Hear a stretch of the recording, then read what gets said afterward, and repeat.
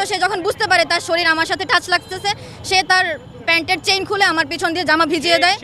বাসের হেল্পার আমাকে বাস থেকে নামায় দেয়, ক্লাস করতে করতে নিয়ে যায়।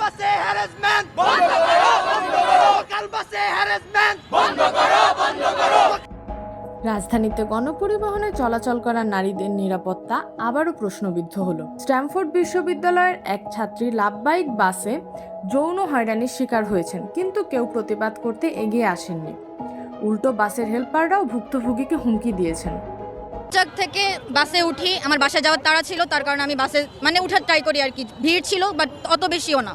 তো বাসে উঠার পরে আনসার ক্যাম্প থেকে একটা ছেলে উঠে সে অপ্রীতিকরভাবে আমার পিছনে এসে দাঁড়ায়। আমি তাকে বলি যে আমার থেকে একটু ডিস্টেন্স করে আপনি দাঁড়ান, সে দাঁড়ায় না। উল্টো সে যখন বুঝতে পারে তার শরীর আমার সাথে টাচ লাগতেছে, সে তার প্যান্টের চেইন খুলে আমার পিছন দিয়ে জামা ভিজিয়ে দেয়। তখন বলি যে আপনি কি করতেছেন, সে বাস থেকে, আমি যখন তাকে বাস থেকে নামাই বলি যে আপনি কি করছেন আমার সাথে, আমি আপনার প্যান্ট চেক করবো, আপনি প্যান্ট চেক করেন, কারণ তার চেইন খোলা প্যান্টের। তখন বাসের হেল্পার আমাকে বাস থেকে নামায় দেওয়ার পরে সে বলে যে তুমি কেমন স্টুডেন্ট, তুমি মান সম্মানের ভয় নাই, মেয়ে মানুষ মান সম্মানের কোনো ভয় নাই তোমার।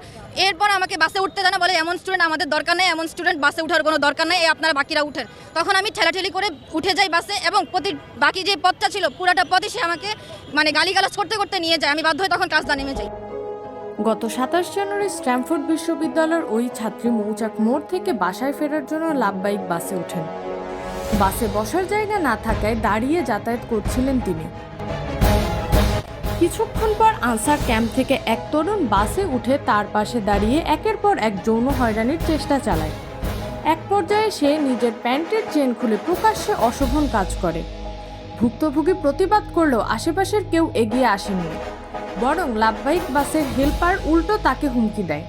বাসের হেল্পার আমাকে বাস থেকে নামায় দেওয়ার পরে সে বলে যে তুমি কেমন স্টুডেন্ট, তুমি মান সম্মানের ভয় নাই, মেয়ে মানুষ মান সম্মানের কোনো ভয় নাই তোমার। এরপর আমাকে বাসে উঠতে দেয় না, বলে এমন স্টুডেন্ট আমাদের দরকার নেই, এমন স্টুডেন্ট বাসে উঠার কোনো দরকার নেই, আপনারা বাকিরা উঠেন। তখন আমি ঠেলাঠেলি করে উঠে যাই বাসে, এবং বাকি যে পথটা ছিল পুরাটা পথই সে আমাকে গালিগালাজ করতে করতে নিয়ে যায়। আমি বাধ্য হয়ে তখন ক্লাস নেই। আমাকে সাহায্যের জন্য হাত বাড়ায়, ইভেন বাসে এত মহিলা ছিল, এত পুরুষ ছিল, কেউ আমার জন্য কথা বলে নাই। এ ঘটনার পর ভুক্তভোগী তার বিশ্ববিদ্যালয়ের বন্ধুদের সঙ্গে বিষয়টি জানালে আজ বুধবার সকালে মৌচাক মোড়ে শিক্ষার্থীরা সড়ক অবরোধ করেন।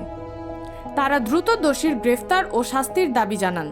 জুনিয়রের সাথে অপ্রীতিকর ঘটনা ঘটার পরে আমরা লাভবাহিকের বাস মালিক কর্তৃপক্ষের কাছে আমরা ঘটনাটি জানাই, কিন্তু তারা তাদের সুষ্ঠু কোনো তদন্ত কিংবা সুষ্ঠু কোনো উত্তর আমাদেরকে দেয়নি। সেই পরিপ্রেক্ষিতে আমরা আজকে আমাদের এই কর্মসূচিতে অবস্থান নিয়েছি এবং আমাদের 3টি দাবি উত্থাপন করেছি। আমাদের প্রথম দাবিটি হলো লাভবাহিক বাসে ঘটে যাওয়া অপ্রীতিকর হ্যারাসমেন্টের সুষ্ঠু তদন্ত এবং তদন্ত সাপেক্ষে কঠোর আইনানুগ ব্যবস্থা গ্রহণ করতে হবে।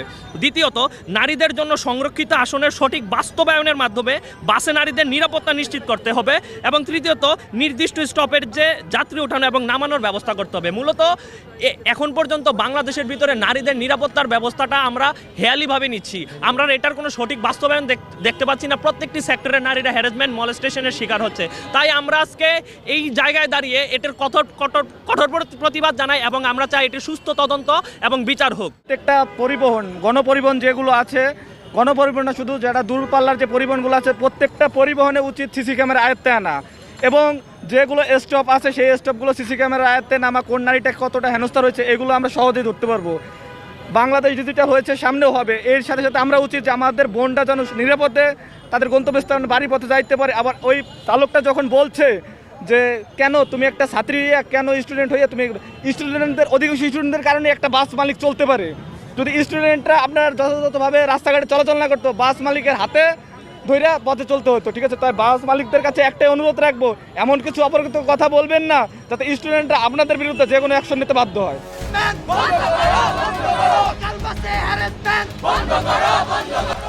ওয়াসিমুল বাড়ির তথ্যে Ananya Haldar, desk report, IVO news 24।